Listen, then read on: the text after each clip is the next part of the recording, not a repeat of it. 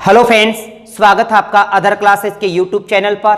दोस्तों, आज अपन मेवाड़ के इतिहास में महानाकुंभा के इतिहास को आगे बढ़ाते हैं। पहले हमने पिछले वीडियो में देखा था कि महानाकुंभा की उपाधियां, उनका सामान्य जीवन परिचय और साथ ही साथ रणमल के साथ उनके विवाद के बारे में भी हमने चर्चा की थी, जिसमें आवल बावल की संधि जो 1453 के बारे में हमने पढ़ा था।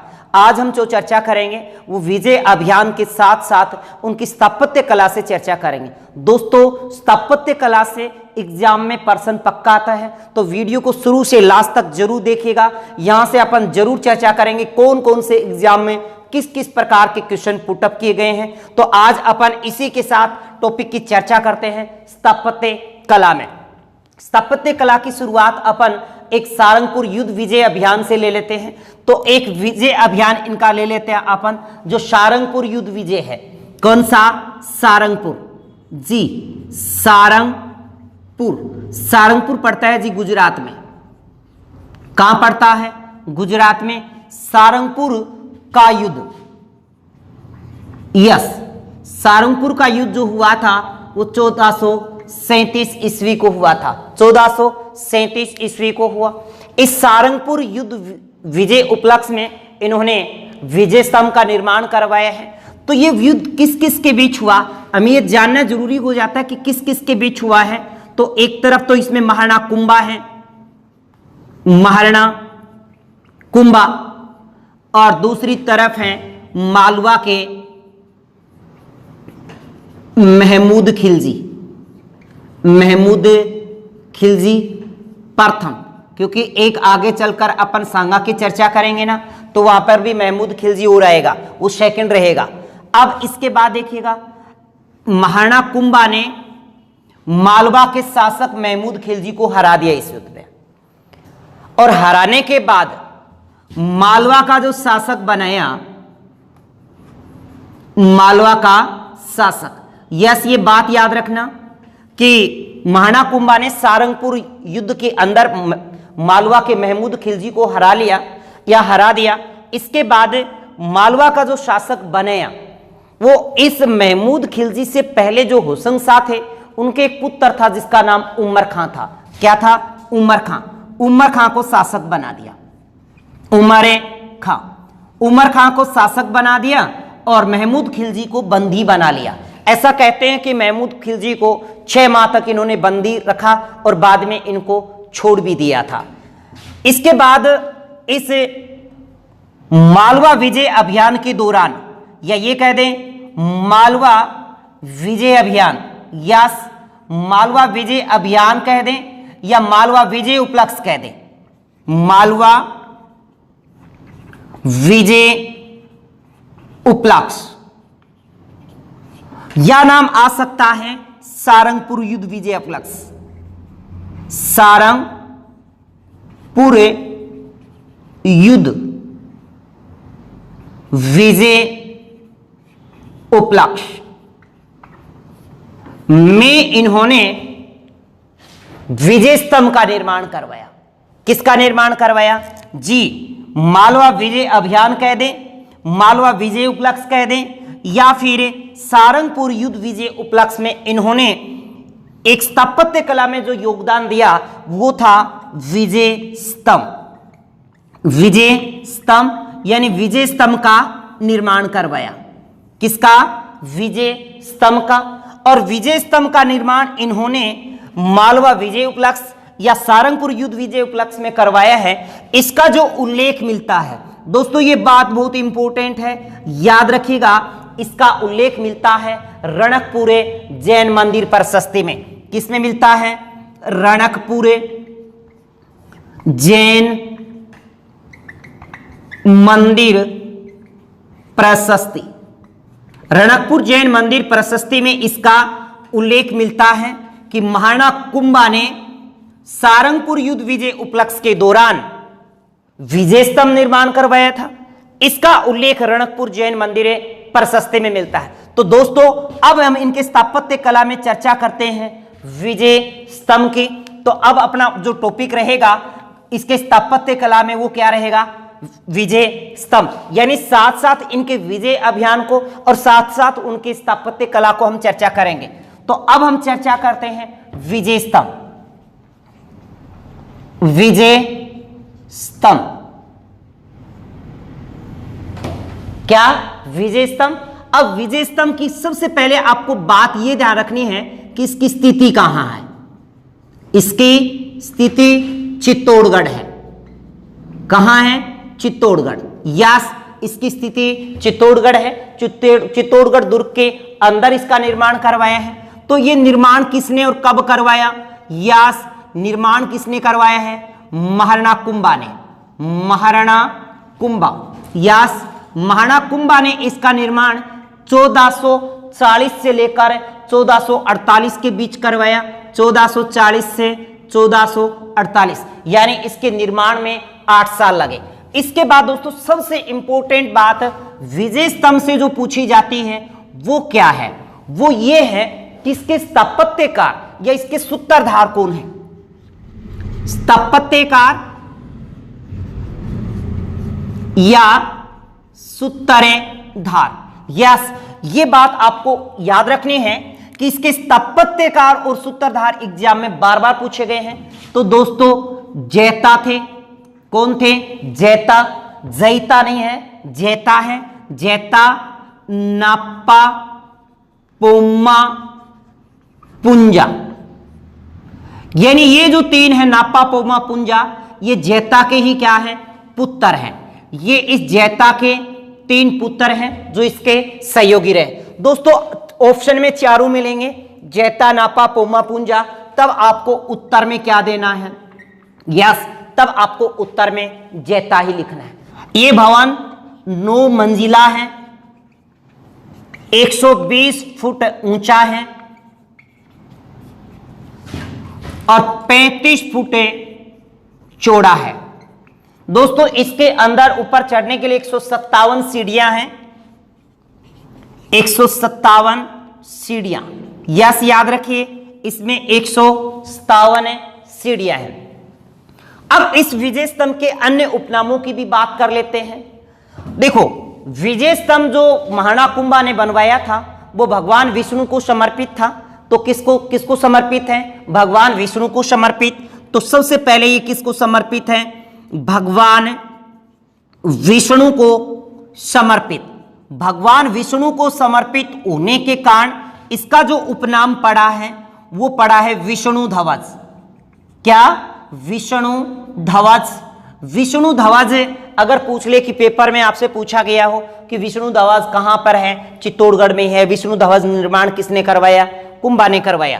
तो दोस्तों भगवान विष्णु को समर्पित है। तो अगर आपको पूछ ले कि विजय स्तंभ किसको समर्पित है तो विष्णु को समर्पित। ऑप्शन में ऐसा भी लिखेगा कुंभा को समर्पित। अरे कुंभा को समर्पित नहीं है, विष्णु को समर्पित है। यानी विष्णु को समर्पित बनवाए जाने के कारण इसको विष्णु ध्वज है। साथ ही साथ इसका एक उपनाम और भी रख देते हैं, विष्णु स्तंभ भी नाम दे सकते हैं। विष्णु स्तंभ भी नाम है अपन दे सकते हैं। क्या कह सकते हैं? विष्णु स्तंभ। अब इसके बाद आता है हिंदू देवी देवताओं की मूर्ति इसमें अधिक होने के कारण मूर्तियों का अजायब घर या भारतीय मूर्ति कला का विश्व कोश भी इसको कहा गया है। क्या बताया?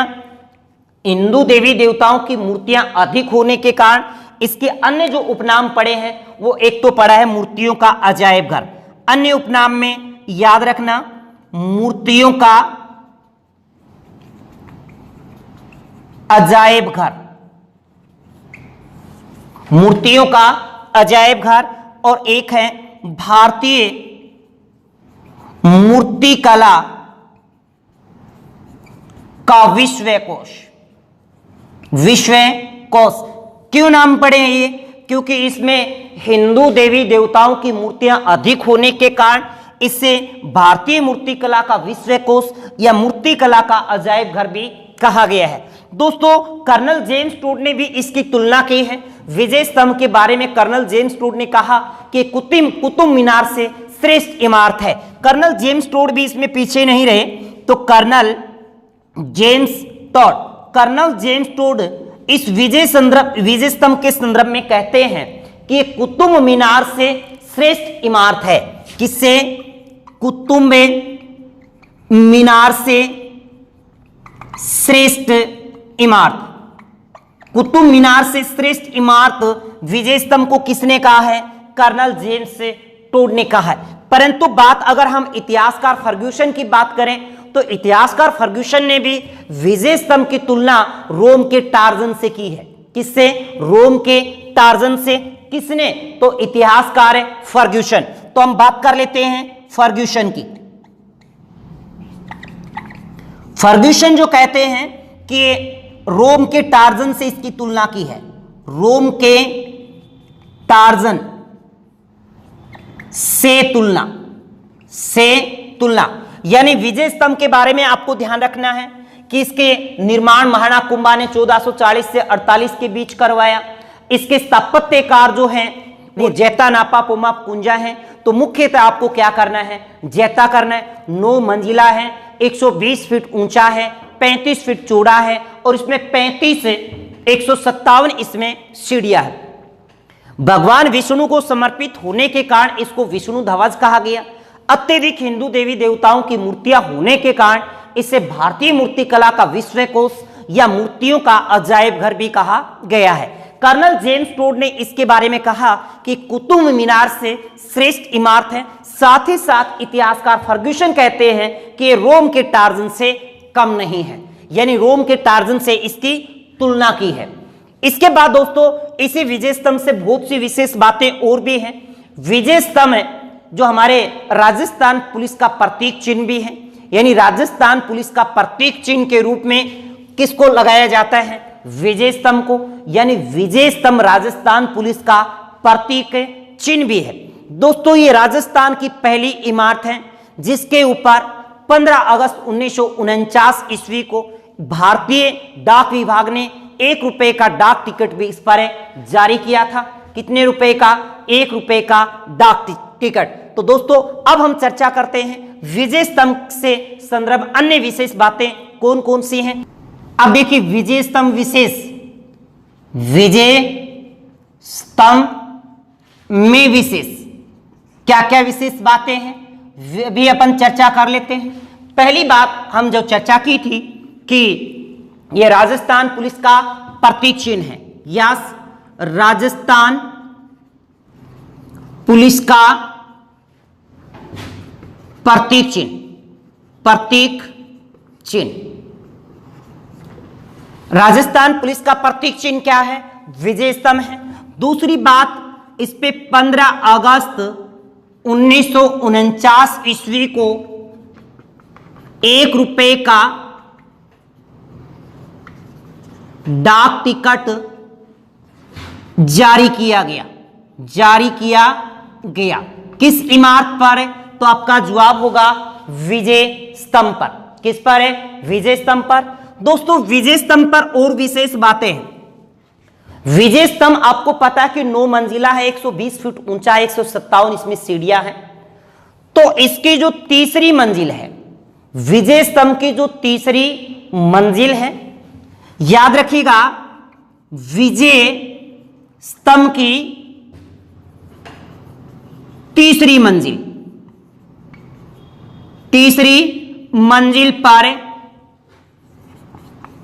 अरबी भाषा में 9 बार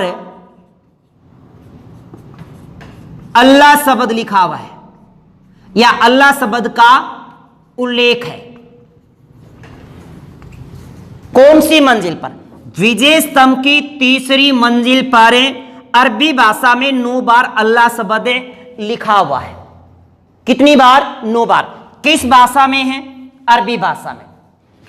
दोस्तों अब बात करते हैं, बहुत इंपॉर्टेंट बात है, इसी विजय स्तंभ की 5वीं मंजिल पर कीर्ति स्तंभ प्रशस्ति लिखी हुई है। क्या लिखी गई है? कीर्ति स्तंभ प्रशस्ति। तो दोस्तों ऐसे विजय स्तंभ को कीर्ति स्तंभ भी कहा जाता है, कीर्ति स्तंभ भी कहा जाता है। परंतु जैन कीर्ति स्तंभ अलग है। हम विजय स्तंभ को ही कीर्ति स्तंभ कह सकते हैं, परंतु जैन कीर्ति स्तंभ अलग है। यह बात आप नोट कर लें कि जैन कीर्ति स्तंभ है, अलग हैं, तो विजय स्तंभ को हम क्या कह रहे हैं? कीर्ति स्तंभ। तो इस विजय स्तंभ की 5वीं मंजिल यानी कीर्ति स्तंभ की 5वीं मंजिल पर अब बात करते हैं, देखो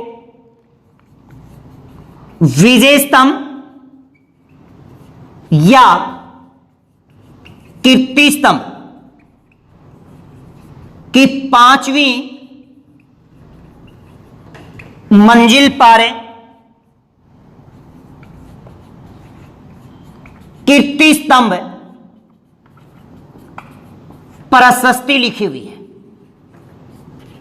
यह बात आपको याद रखनी है कि कीर्ति स्तंभ प्रशस्ति चित्तौड़ के अंदर विजय स्तंभ की 5वीं मंजिल पर ही लिखी हुई है।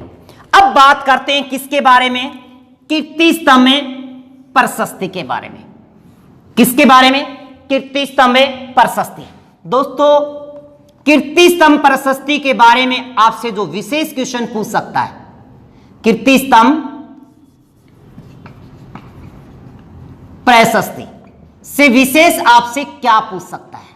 यस, सबसे पहली बात आपसे जो पूछ सकता है वो इसके प्रशस्तिकार के बारे में पूछ सकता है। किसके बारे में पूछ सकता है? प्रशस्तिकार। यस, इसके प्रशस्तिकार कौन है? दोस्तों, इसके प्रशस्तिकार अत्रि थे और अत्रि की 1460 में मृत्यु हो जाती है। उसका अधूरा काम उनके पुत्र महेश के द्वारा किया जाता है। तो इसके जो प्रशस्तिकार है अत्रि और उनके पुत्र महेश। अब देखिए दोस्तों, यहां से काफी बार विवादित क्वेश्चन आया है। अगर अत्रि और महेश दोनों हो तो आपको सबसे पहले अत्रि ही करना है। अगर ऑप्शन में अत्रि ना हो तो आप महेश करेंगे। ऐसा कई बार हुआ है। एक बार आरएस के मेन प्री एग्जाम में भी ये प्रश्न पूछा गया है। तो प्रशस्तिकार, कीर्ति स्तंभ प्रशस्ति के जो प्रशस्तिकार हैं वो अत्रि ही थे, परंतु 1460 में उनकी मृत्यु हो जाती है और शेष अधूरा काम उनके पुत्र महेश के द्वारा किया जाता है। तब ये जो इसका निर्माण हुआ है वो 1460 ईस्वी को, यानी 1460 ईस्वी में ही इस पर ये लिखा गया था। अब इस कीर्ति स्तंभ प्रशस्ति में क्या विशेष है? दोस्तों, विशेष बात यह है कि इसमें बप्पा से लेकर कुंभा तक की उपलब्धियां उल्लेखित हैं। क्या उल्लेखित हैं?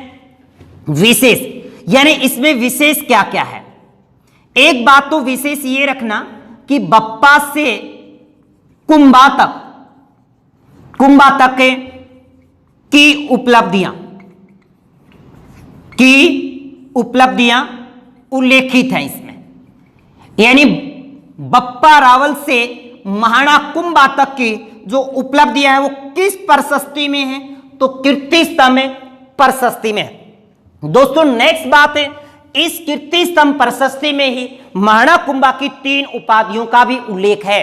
राजगुरु, शैलगुरु और दानगुरु, यानी इसके अंदर महाराणा कुंभा की 3 उपाधियों का भी उल्लेख है। महाराणा कुंभा की राजगुरु, शैलगुरु व दानगुरु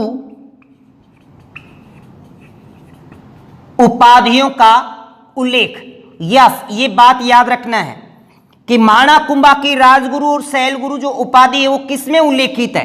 तो आप जवाब देंगे कीर्ति स्तंभ प्रशस्ति में। दोस्तों, कीर्ति स्तंभ प्रशस्ति में सबसे विशेष बात तो ये है, बप्पा से लेकर कुंभा तक की उपलब्धि। दूसरी विशेष बात इनके प्रशस्तिकार के संदर्भ में आपसे पूछी जा सकती है। अब बात कीर्ति स्तंभ से आ गई तो आपके दिमाग में एक विवाद और गूंजेगा, वो है जैन कीर्ति स्तंभ प्रशस्ति। जी, पहले तो आपको जैन कीर्ति स्तंभ ही याद रखना है। जैन कीर्ति स्तंभ, तो दोस्तों जैन कीर्ति स्तंभ का जो निर्माण हुआ है वो 11वीं 12वीं शताब्दी में जैन बघेरवाल जीजा ने करवाया है, यानी महाराणा कुंभा से पहले 300 साल पहले, यानी जैन बघेरवाल जीजा के द्वारा चित्तौड़गढ़ में करवाया गया था। और जैन बघेरवाल जीजा ने जो जैन कीर्ति स्तंभ का निर्माण करवाया वो आदिनाथ या ऋषभ देव को समर्पित था। यानी जैन धर्म के प्रथम तीर्थंकर आदिनाथ या ऋषभ देव को समर्पित था, जो 7 मंजिला भवन है। कितना मंजिला है? 7 मंजिला भवन है। तो अब हम चर्चा करते हैं जैन कीर्ति स्तंभ की। जैन कीर्ति स्तंभ जी, सबसे पहले आपको यह याद होना चाहिए कि जैन कीर्ति स्तंभ कहां पे है। जैन कीर्ति स्तंभ जी चित्तौड़गढ़ में है। कहां पे है? चित्तौड़गढ़ में। फिर बात है कि इसका निर्माण किसने करवाया है जी। निर्माण करवाया है 11वीं 12वीं शताब्दी में जैन भगीरवाल जीजा ने। 11वीं या 12वीं शताब्दी में जैन भगीरवाल जीजा। पेपर में इतना ही नाम आता है, कई बार जीजा आ जाता है, कई बार नाम सिर्फ भगीरवाल आ जाता है, ठीक है ना। तो निर्माण 11वीं से 12वीं शताब्दी के बीच जैन भगीरवाल जीजा ने करवाया है। अब बात है कि समर्पित किसको है। दोस्तों ये सबसे इंपॉर्टेंट बात है। देखो जैन कीर्ति स्तंभ है तो जैन धर्म के किसी तीर्थंकर को समर्पित होगा। तो जैन तीर्थंकर आदिनाथ, या क्योंकि आदिनाथ को ही क्या कहते हैं अपन, ऋषभ देव। आदिनाथ या ऋषभ देव को समर्पित। यस, ये सबसे इंपॉर्टेंट बात है।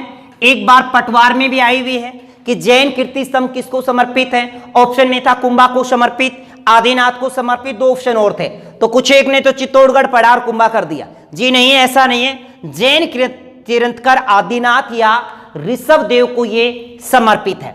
इसके बाद दोस्तों जैन कीर्ति स्तंभ के बाद आता है सबसे विशेष बात में, अगर हम कुंभा की विजयों का उल्लेख की बात करेंगे या महाराणा कुंभा की विजयों का उल्लेख किस प्रशस्ति में मिलता है, तो वो आती है कुंभलगढ़ प्रशस्ति। तो अब चर्चा करते हैं हम कुंभलगढ़ प्रशस्ति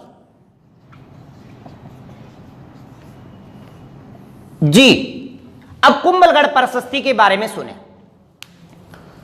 महाराणा कुंभा ने जब कुंभलगढ़ दुर्ग का निर्माण करवाया था तो वहीं पर मम्मा देव का मंदिर बनवाया। महाराणा कुंभा ने जब कुंभलगढ़ दुर्ग का निर्माण करवाया तो वहीं पर मम्मा देव का मंदिर बनवाया। और मम्मा देव के मंदिर या मम्मा देव का कुंड भी कहते हैं, मम्मा देव का मंदिर भी कहते हैं। मम्मा देव के कुंड की दीवार पर उन्होंने कुंभलगढ़ प्रशस्ति लिखवाई थी। बाद में ये कुंभ श्याम मंदिर चित्तौड़ में मिली और वर्तमान में ये उदयपुर संग्रहालय में रखी हुई है। और इसके प्रशस्तिकार भी अत्रि के पुत्र महेश ही हैं। 1460 में इसका लिखा हुआ माना जाता है। डॉक्टर हीरानंद ओझा कहते हैं कि इसके प्रशस्तिकार महेश ही थे। तो हम बात करते हैं कुंभलगढ़ प्रशस्ति के बारे में। तो दोस्तों सबसे पहली बात है कि कुंभलगढ़ प्रशस्ति कहां लिखी गई, तो याद रखिएगा कुंभलगढ़ दुर्ग के मम्मा देव के कुंड की दीवार पर लिखा गया। इसीलिए कुंभलगढ़ प्रशस्ति को एक उपनाम दिया जाता है। वो क्या है? मम्मा देव का मंदिर भी उपनाम दिया जाता है, मम्मा देव का मंदिर। ओके, नेक्स्ट बात है कि मिली कहां, तो याद रखिएगा कुंभलगढ़ प्रशस्ति, कुंभलगढ़ प्रशस्ति चित्तौड़ के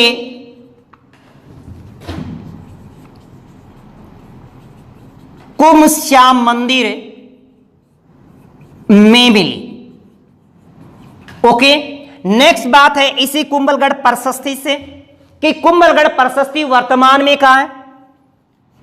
वर्तमान में उदयपुर संग्रहालय में। दोस्तों उदयपुर संग्रहालय, यस, उदयपुर संग्रहालय में। ये तो था इसका कुंभलगढ़ प्रशस्ति का जो इतिहास था। इसके बाद आती है विशेष बात इनके प्रशस्तिकार। प्रशस्तिकार महेश को ही माना जाता है और 1460 ईस्वी में ही लिखा माना गया है। पर किसके अनुसार? डॉक्टर हीरानंद ओझा के अनुसार। किसके अनुसार? डॉक्टर हीरानंद ओझा के अनुसार। डॉक्टर हीरानंद ओझा के अनुसार इसके जो प्रशस्तिकार हैं वो महेश ही है। ओके, अब इसमें जो सबसे विशेष बात वो है कि इसमें उल्लेख किसका मिलता है, क्या वर्णित है, क्या उल्लेखित है। तो याद रखिएगा दोस्तों, इसमें कुंभा की विजयों का उल्लेख है। किसका? महाराणा कुंभा की विजयों का उल्लेख। तो महाराणा कुंभा की विजयों का उल्लेख। किसका? महाराणा कुंभा के विजयों का उल्लेख है। दोस्तों, हमने एक बात पीछे जब राणा हमीर को पढ़ा था तो भी ये पढ़ा था कि कुंभलगढ़ प्रशस्ति में राणा हमीर को विषम घाटी का पंचानन भी कहा गया है। अब बात करेंगे अपन महाराणा कुंभा के स्थापत्य कला में और क्या क्या विशेष योगदान है। अपन चर्चा करेंगे कुंभलगढ़ दुर्ग और कुंभलगढ़ दुर्ग से जुड़ी हुई ऐतिहासिक जितनी भी घटनाएं हैं, यानी ऐतिहासिक जितने भी कालक्रम में घटनाएं कुंभलगढ़ से गुजरी हैं या कुंभलगढ़ दुर्ग में कौन से दर्शनीय स्थान हैं, उनकी विशेषता अपन अब चर्चा करेंगे। तो दोस्तों, अब अपन चर्चा करेंगे कुंभलगढ़ दुर्ग के संदर्भ में। तो अब देखिए, चर्चा करें कुंभलगढ़ दुर्ग की। अब कुंभलगढ़ दुर्ग को पढ़ने से पहले कवि श्यामल दास ने अपनी कृति वीर विनोद में कहा था कि मेवाड़ के अंदर 84 दुर्गों में से 32 दुर्ग मेवाड़ के महाराणा कुंभा ने बनाए। वो बात भी आपको याद रखनी है। तो थोड़ी सी बात अपन अन्य विशेष कर लेते हैं। वो चर्चा क्या रहेगी? जैसे कवि श्यामल दास की कृति वीर विनोद के अनुसार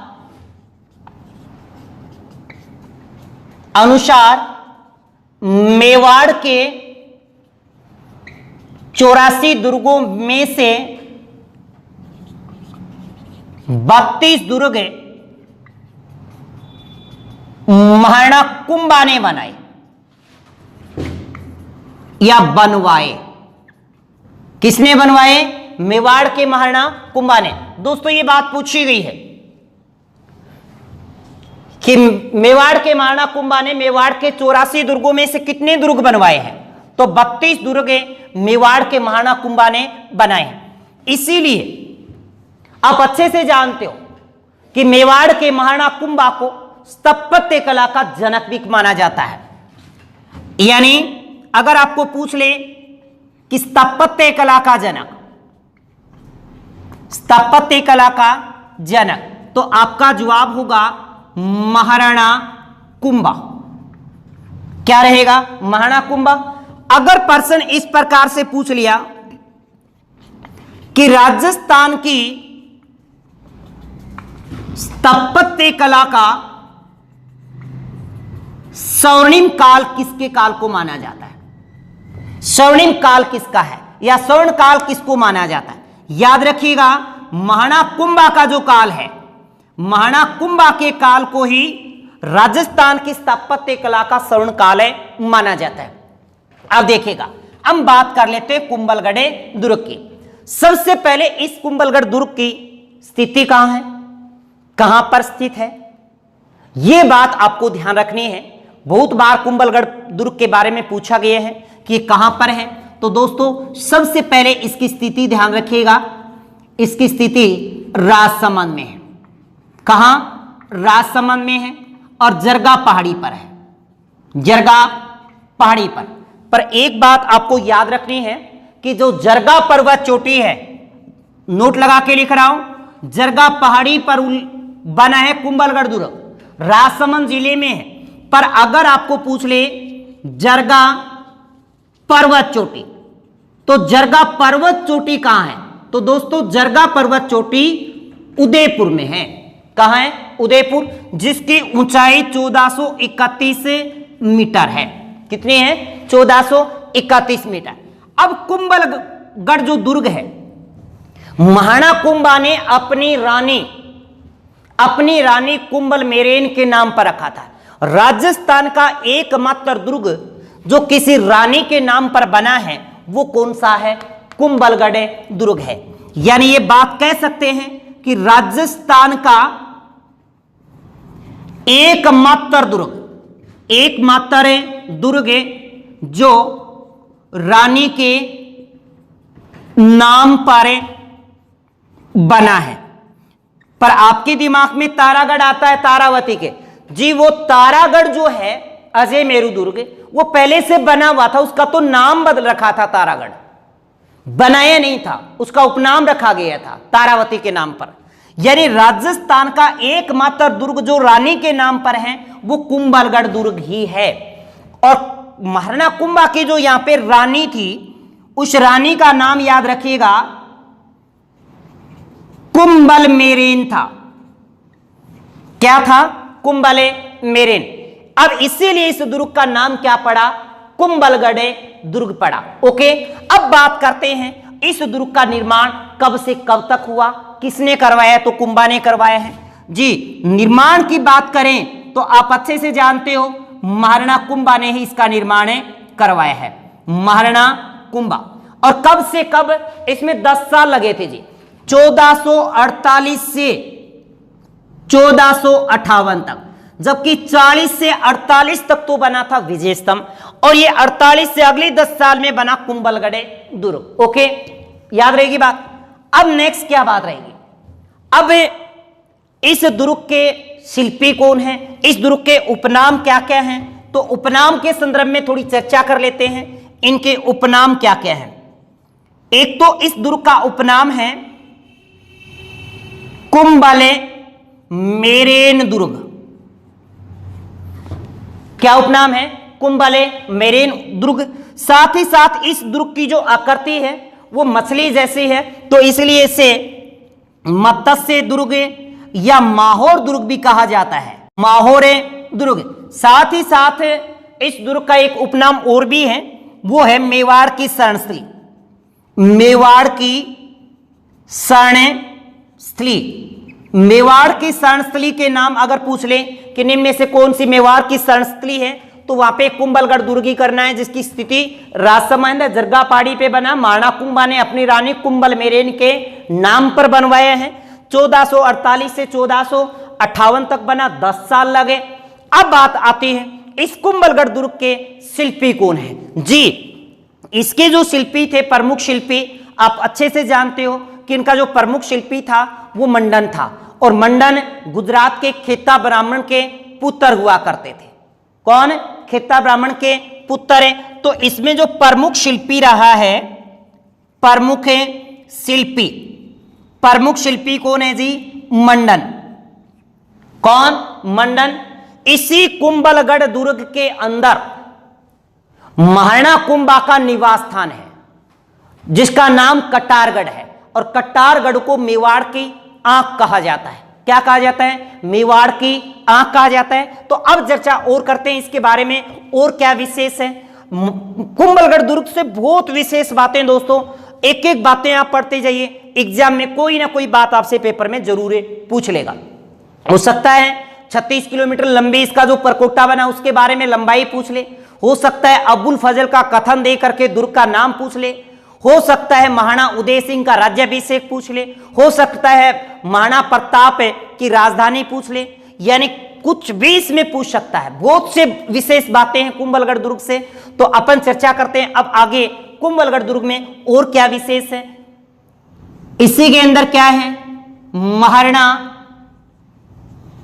कुंभा का निवास स्थान, यानी कुंभलगढ़ दुर्ग के अंदर ही महाराणा कुंभा का निवास स्थान है, जिसको हम कटारगढ़ कहते हैं।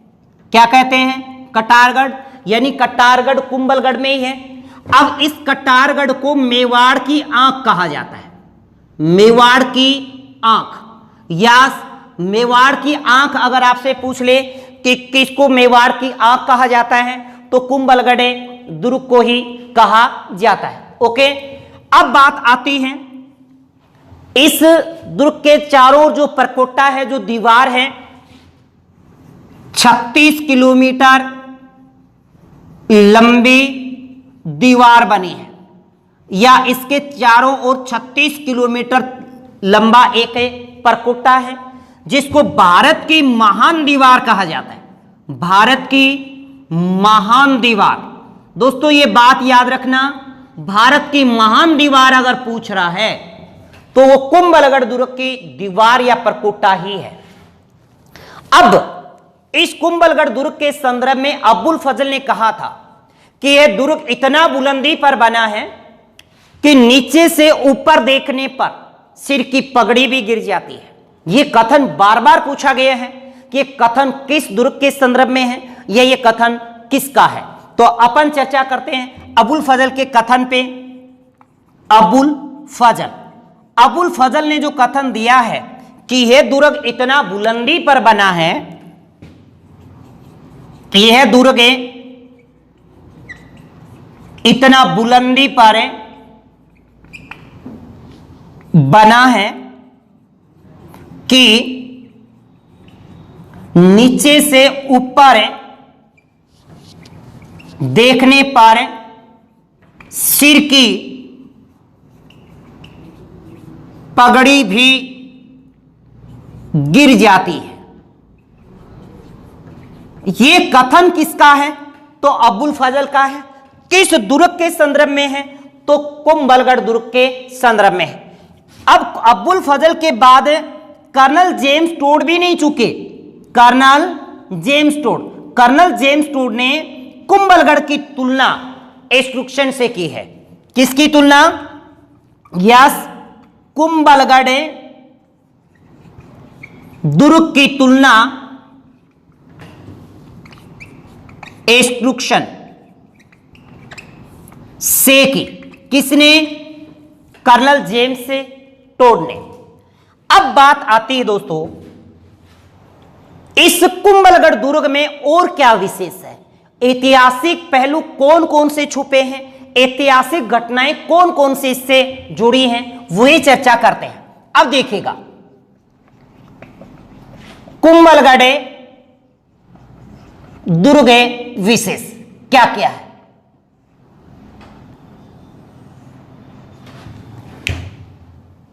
अब सुने ध्यान से।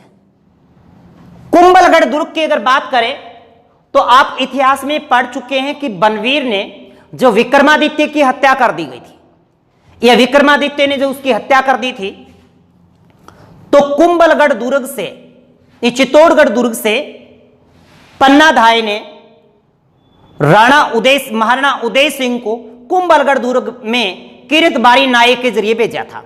किरतबारी नायक के जरिए भेजा था।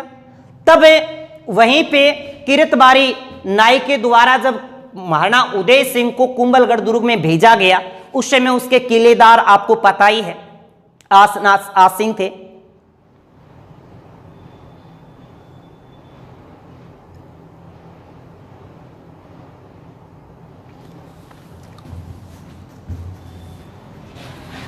अब देखिए कुंभलगढ़ दुर्ग से जुड़ी एक उदय सिंह से घटना है। जब चित्तौड़ में विक्रमादित्य की हत्या बनवीर के द्वारा कर दी जाती है, तब महाराणा उदय सिंह को पन्नाधाय द्वारा किरतबारी नायक के जरिए कुंभलगढ़ दुर्ग में भेज दिया जाता है। और वहीं पर कुंभलगढ़ दुर्ग में महाराणा उदय सिंह का लालन पालन भी होता है और वहीं उनका राज्याभिषेक भी होता है। तो पहली बात तो है महाराणा उदय सिंह, महाराणा उदय सिंह का लालन पालन कुंभलगढ़ दुर्ग में ही हुआ है। दूसरी बात है महाराणा उदय सिंह का राज्याभिषेक। राज्याभिषेक भी कुंभलगढ़ में ही होता है 1537 ईस्वी। 1537 ईस्वी यानी महाराणा उदय सिंह का राज्याभिषेक 1537 ईस्वी को होता है। जब महाराणा उदय सिंह मालदेव के सहयोग से बनवीर की हत्या कर देते हैं तो चित्तौड़ के पैतृक शासक बन जाते हैं और 1540 में उनका दोबारा से राज्याभिषेक भी होता है, पर वो चित्तौड़गढ़ दुर्ग में होता है। ओके, अब बात करते हैं महाराणा प्रताप की बात। महाराणा प्रताप का जो जन्म हुआ वो कुंभलगढ़ दुर्ग में ही हुआ था। अब कुंभलगढ़ दुर्ग के बादल महल में हुआ। बादल महल कटारगढ़ में ही है जी। बादल महल कटारगढ़ या कहें कुंभलगढ़।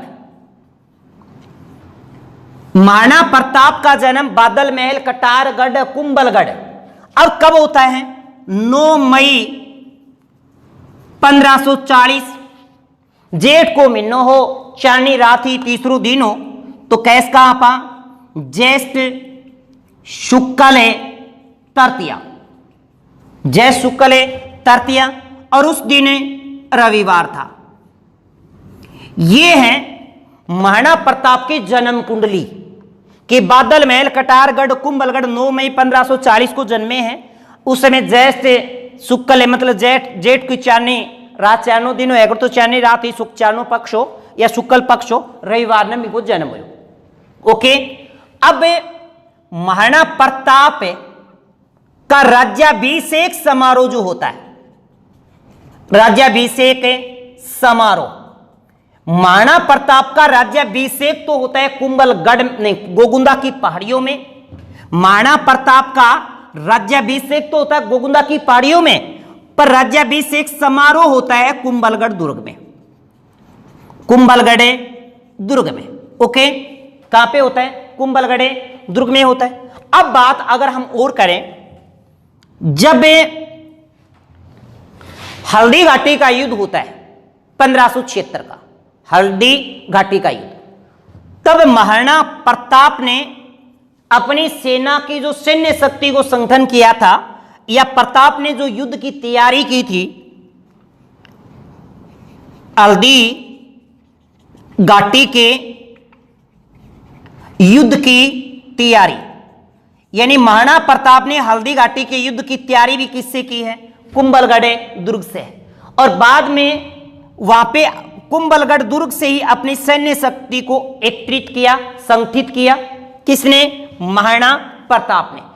अब कहते हैं कि ये कुंभलगढ़ दुर्ग अकबर के द्वारा एक बार 1578 ईस्वी को शाहबाज के द्वारा जीता गया था, के द्वारा जीता गया, यानी कुंभलगढ़ दुर्ग को एक ही बार जीता गया है, और वो है शाहबाज का, अकबर के सेनापति शाहबाज के द्वारा कुंभलगढ़ दुर्ग को एक बार जीता गया। इसके बाद कुंभलगढ़ दुर्ग से एक घटना और जुड़ी है दोस्तों। कुंभलगढ़ दुर्ग के अंदर ही उड़ना पृथ्वीराज, जिसको हम उड़ना राजकुमार भी कहते हैं, पृथ्वीराज सिसोदिया की छतरी बनी है, 12 खंभों की छतरी है। अब दुर्ग की तलहटी के अंदर ही उनकी दूसरी छतरी है, जिनको स्मारक छतरी के नाम से भी जाना जाता है। इस दुर्ग में अन्य दर्शनीय स्थल भी हैं, जैसे बादल महल है, मामादेव का कुंड है, झाली रानी का महल है। झाली रानी के महल से कर्नल जेम्स टोड के अनुसार कुछ बातें जुड़ी हैं, वो भी चर्चा करेंगे। एक कुंभ में स्वामी विष्णु मंदिर भी, कुंभ श्याम मंदिर की बात नहीं कर रहे, कुंभ में स्वामी विष्णु मंदिर जो राजसमंद में इसी कुंभलगढ़ दुर्ग में है। फिर इसके अंदर जो प्रवेश द्वार है, जैसे गणेश पुल है, विजय पुल है, हल्ला पुल है, आटा पुल है, या फिर पांगड़ा पुल है, चौगान पुल है, गणेश पुल, ये इसके अंदर कुछ प्रवेश द्वार भी हैं जिनके अपन अब चर्चा कर रहे हैं। तो दोस्तों इसके आगे इस पे चर्चा करते हैं कि और इसमें क्या विशेष है। अब देखिए दर्शनीय स्थल, दर्शनीय स्थल क्या क्या है, यानी कुंभलगढ़ दुर्ग में कौन कौन से दर्शनीय स्थल हैं। तो सबसे पहली बात तो बादल महल की ही आती है, बादल महल। दूसरी आती है मामादेव का कुंड, मामादेव का कुंड जिसके ऊपर कुंभलगढ़ प्रशस्ति लिखी गई थी, राजसमंद में है। इसके बाद सबसे विशेष झाली रानी का महल, पेपर में काफी बार झाली रानी का महल पूछा गया जी, झाली रानी का महल झाली रानी के महल से कर्नल जेम्स टूड के अनुसार कुछ बातें हैं, वो आपको मैं बता रहा हूं, शेयर कर रहा हूं। तो झाली रानी झालावाड़ की एक राजकुमारी थी और मंडोर की मंगेतर थी, यानी कहने का मतलब मंडोर में उसकी सगाई हो गई थी। तो कहते हैं कि महाराणा कुंभा का उनके ऊपर थोड़ा सा मोह प्रेम आ गया था, तो महाराणा कुंभा ने उसको अपहरण किया, उसको उठा लिया और जबरदस्ती उससे क्या कर ली, शादी कर ली। और फिर उसी के लिए उन्होंने एक महल बनवाया, वो जाना गया झाली रानी का महल।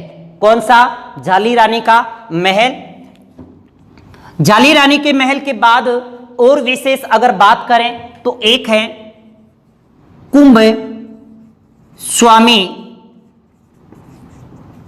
विष्णु मंदिर। कुंभ स्वामी विष्णु मंदिर, ये इसमें 4 विशेष दर्शनीय स्थल हैं। फिर बात करते हैं अपन प्रवेश द्वार की। किसकी? प्रवेश द्वार। इस दुर्ग में मुख्य प्रवेश द्वार कौन सा? सबसे पहली बात आती है मुख्य प्रवेश द्वार, तो बात आती है गणेश पोल। कौन सा है? गणेश पोल। ये कटारगढ़ का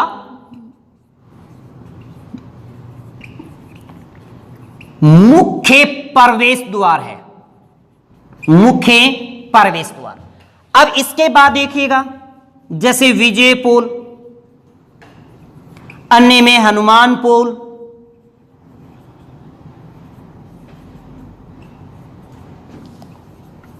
आरेट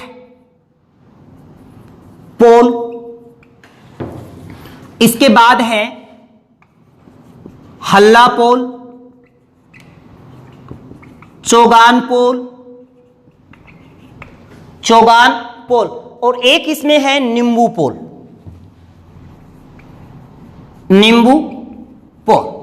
यानी गणेश पोल, विजय पोल, हनुमान पोल, आरेट पोल, और एक और रह गए इसमें है पागड़ा पोल है जी, पागड़ा पोल।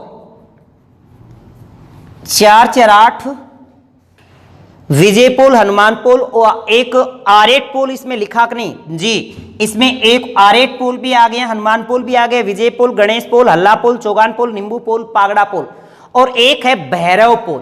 कौन सा? भैरव पोल। तो इसमें 9 प्रवेश द्वार है जी, 1 2 3 4 5 6 7 8 9 प्रवेश द्वार हैं, जिसमें आपको ये 8 याद रखने की बिल्कुल जरूरत नहीं है। गणेश पोल आपको याद रखना है क्योंकि ये कटारगढ़ का मुख्य प्रवेश द्वार है। ओके, किसका? कटारगढ़ का मुख्य प्रवेश द्वार। ऐसा कहा जाता है कि जब महाराणा कुंभा मेवाड़ के जब शासक थे, तब मेवाड़ के कुछ हिस्से को या मेवाड़ के कुछ गांवों को आबू के एक शासक थे जिसका नाम शेषमल था। शेषमल ने उनको जीत लिया था। तो शेषमल को नाहरजी डोडिया के नेतृत्व में सेना भेजकर हरा दिया था।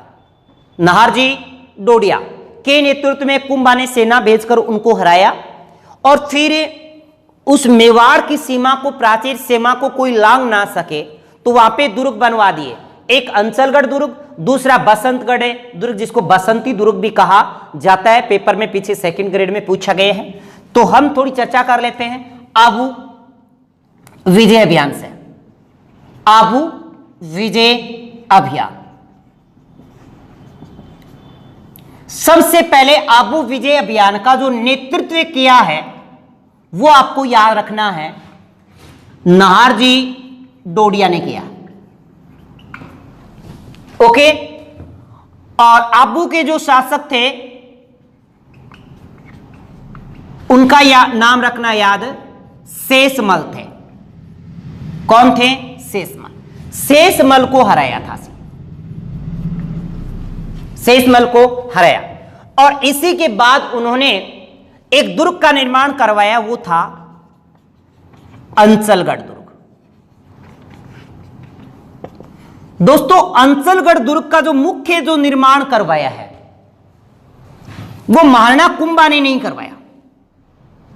इसका निर्माण है, अगर आपको पूछे कि किस शासकों ने करवाया है, तो इनका निर्माण परमार शासकों ने करवाया। परमार शासकों ने इसका निर्माण करवाया था।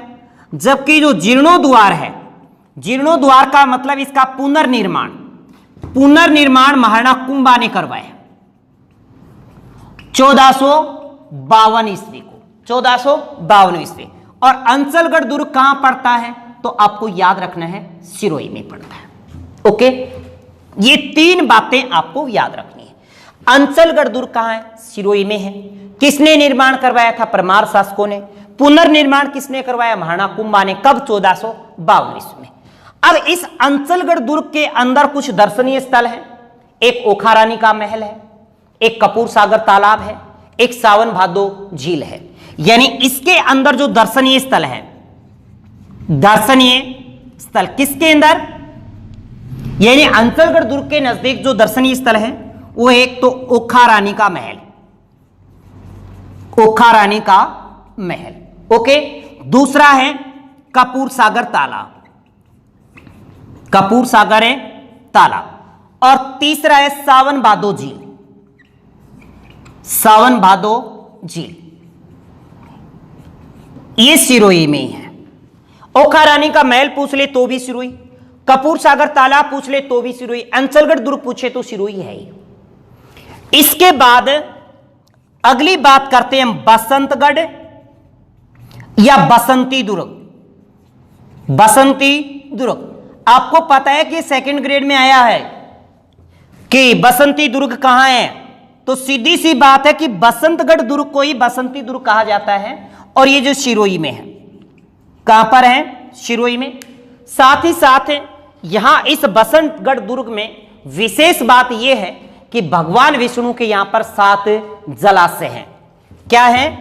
भगवान विष्णु के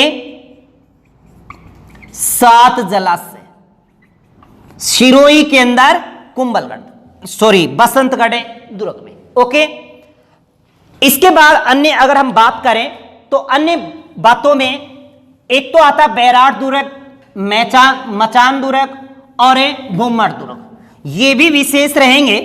जैसे सबसे पहले अपन बात करते हैं भूमड़ दुर्ग की।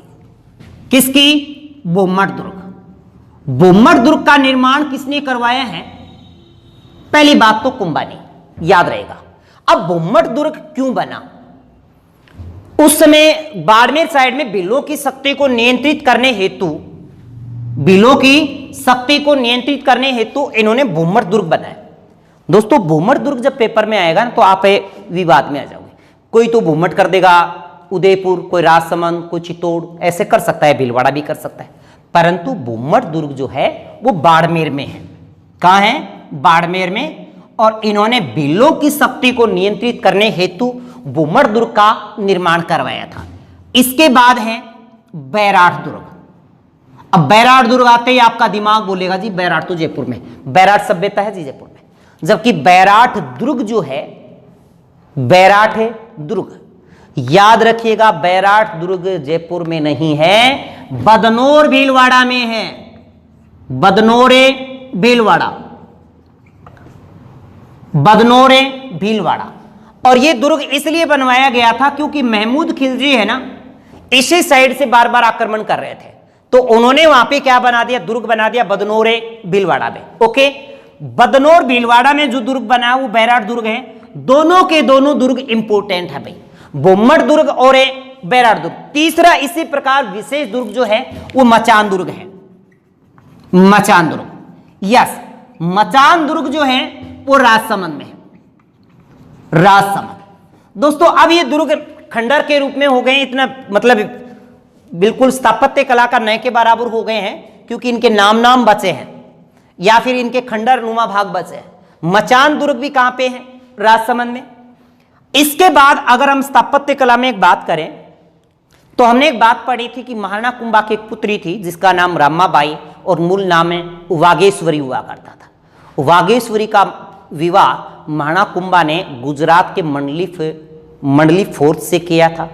और जहां पे रामाबाई का जो मंडप बना था वहां पे वर्तमान में एक मंदिर बना है जिस मंदिर का नाम है श्रृंगार गौरी का मंदिर।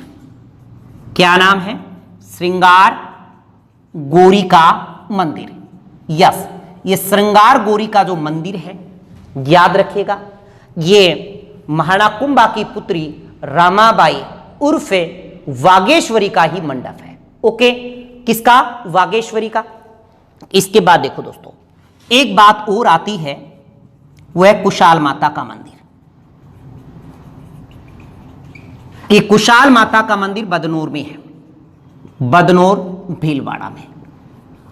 और इस मंदिर का निर्माण महाराणा कुंभा ने 1457 ईस्वी को दोबारा महमूद खिलजी को हराया और उसी युद्ध विजय उपलक्ष्य में कुशाल माता का मंदिर बदनौरे भीलवाड़ा में बना दिया। नेक्स्ट आगे चर्चा और करते हैं, इससे जुड़ी कुछ स्थापत्य कला की बात और कुछ उसके जो विजय अभियान है उनके संदर्भ में अपन और चर्चा करते हैं। रणकपुर जैन मंदिर जी देसूरी पाली में पड़ता है। कहां? पाली। ओके, सबसे पहली बात यह आती है कि रणकपुर का जैन मंदिर किसने बनवाया है, किसके काल में बना है? तो जी बनवाया जो महाराणा कुंभा थे, महाराणा कुंभा के एक मंत्री थे जिनका नाम धारणकशा था, यानी महाराणा कुंभा के मंत्री धारणकशा ने बनवाया 1439 ईस्वी में। तो काल पूछे ना कि किसके काल में बना है, तो महाराणा कुंभा के काल में बना है, महाराणा कुंभा के काल में। फिर ये पूछे कि इसका निर्माण किसने करवाया, इसको बनवाया किसने है, तो जी धारणकशा ने, जो महाराणा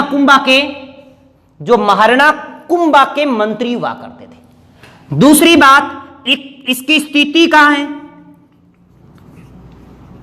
स्थिति है जी पाली में और मथाई नदी के किनारे। यह बहुत इंपॉर्टेंट बात है कि रणकपुर जैन मंदिर किस नदी के किनारे बना है, तो मथाई नदी के किनारे बना है। फिर बात आती है कि इसके स्थापत्यकार कौन है? स्थापत्यकार जी, इसके स्थापत्यकार देपाक हैं जी। कौन? देपाक। और इसका जो निर्माण धारणकशा ने करवाया वो 1439 ईस्वी में करवाई। एक तिथि भी कई बार पेपर में पूछी गई कि रणकपुर जैन मंदिर कहां है? पाली में है। किसके काल में बना? महाराणा कुंभा के काल में। किसने करवाया निर्माण? धारणकशा ने 1439। स्थापत्यकार या शिल्पी कौन है? दीपाक है। स्थिति कहां है? पाली है, मथाई नदी के किनारे। फिर ये समर्पित किसको है, यानी रणकपुर जैन मंदिर किसका है? तो याद रखिएगा, आदिनाथ। किसको समर्पित है? आदिनाथ या ऋषभदेव को समर्पित है। आदिनाथ या ऋषभदेव को समर्पित है। इस रणकपुर जैन मंदिर के अंदर 1444 स्तंभ है। यह विशेष बात है। विशेष क्या है? 1444 इसमें स्तंभ बने हुए हैं। इसीलिए इस मंदिर का जो उपनाम है वो स्तंभों का वन कह सकते हैं। क्या कहेंगे? स्तंभों का वन या स्तंभों का अजायब घर। स्तंभों का अजायब घर, स्तंभ का वन या स्तंभों का अजायब घर। अब देखिएगा पेपर में इससे अन्य और क्या पूछा गया, पेपर विशेष में देखते हैं। अन्य उपनाम में दोस्तों ये जो अब लिख रहा हूं ये बार बार पूछा गया है। चतुर्भुज जीन प्रासाद, सीधा ही पूछते हैं चतुर्भुज जीन प्रासाद का है, तो जी रणकपुर जैन मंदिर का ही उपनाम है। और आपको आजकल सीधा नहीं पूछता कि रणकपुर जैन मंदिर कहां है, वो क्या करता है उपनाम दे देता है कि चतुर्भुज जीन प्रसाद कहां है, जी पाली में है। ओके, इसी का उपनाम है 84 शिखर, इसी का उपनाम है 24 मंडप। क्या है? 24 मंडप। और इसी का नाम है त्रिलोक दीपक, त्रिलोक दीपक। और सबसे इंपॉर्टेंट बात करें जो आई नहीं है, आ सकती है, नलिनी ग्लूम विमान। क्या? नलिनी गुलम विमान। ये उपनाम भी इसी रणकपुर मंदिर का है। ओके, याद रहेगा। अब देखो ये थी स्थापत्य कला में विशेष रणकपुर जैन मंदिर की बात।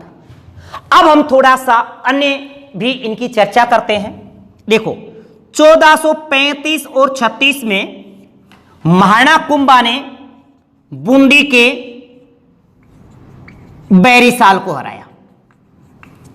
ओके, किसको? बूंदी के बैरिसाल को। 1456 में नागौर अभियान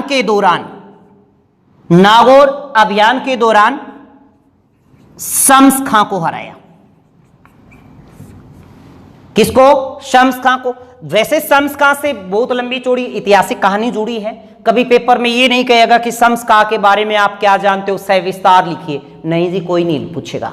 जरूर शम्स खां और कुंभा के बीच कुछ आपस में संधि हुई थी कि नागौर दुर्ग का पुनर्निर्माण नहीं करवाएगा वहां पे, क्योंकि मुस्लिम शासक है राजस्थान। नागौर दुर्ग का पहला मुस्लिम शासक भी है कि कोई भी गो हत्या नहीं करेगा, परंतु इसने क्या किया?